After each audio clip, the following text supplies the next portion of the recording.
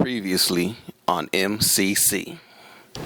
Hello, everyone, and welcome back to another episode of Millennial Christian Conversation. And this time we are discussing the role of a wife.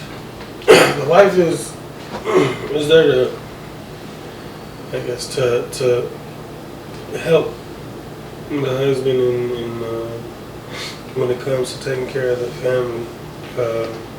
Like I said, I don't really know, except for being submissive. And I mean, that word itself just has a negative connotation. Why do you think submission has a bad connotation? I've heard that for years. And but if you dig a little deeper, what you come up with is there is no man that the woman thinks she ought to submit to. Mm-hmm. And so really it's an excuse. If he was this, I would submit. Typically it then never happens. That's because there's always a if. Somebody said if we had cake and ice cream, we'd have cake and ice cream if we had cake and ice cream. So where does that idea come from?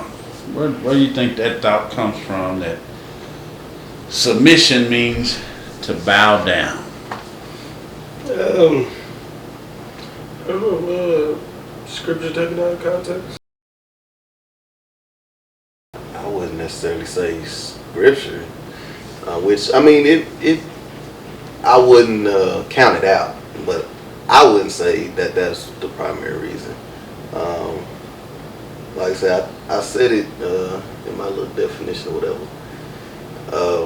Women have been, are being taught to be independent of a man, that they shouldn't rely or depend on a man. Is that what submission means? That you have to? It's not, but that's what they interject. That's what they put into it. Because I didn't say submit, but I did say follow the husband, which has to be some form of submission in there. Follow the husband. You got to follow the leader. You can't do that without being submissive.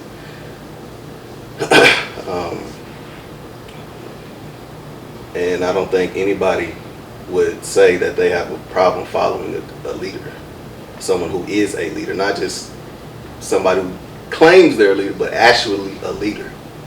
I don't think anybody has a problem following a leader. But we put our type of stuff into things that don't necessarily fit. So what makes the husband a leader? Him being a husband. Will give him the authority over the family at least. But I feel like as far as being a leader, you have to have certain characteristics and knowledge of what it is that you're supposed to do. If you're getting married and you want to be a husband, but you don't know what it takes to be a husband or what it is you're supposed to be doing, like if you get in a relationship with a woman that is more independent and she's leading the marriage or she's leading the relationship because you're not taking care of responsibilities, or if you're not handling your responsibilities, I wouldn't necessarily, think that he's being a leader just because he's a husband.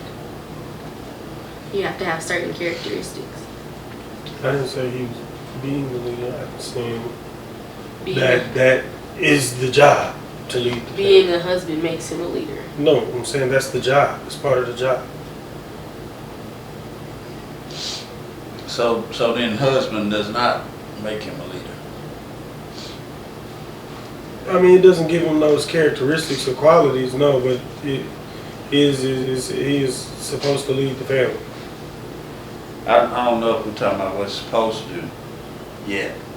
Or I think we talked about that in the last conversation. But the question is, what makes the husband a leader?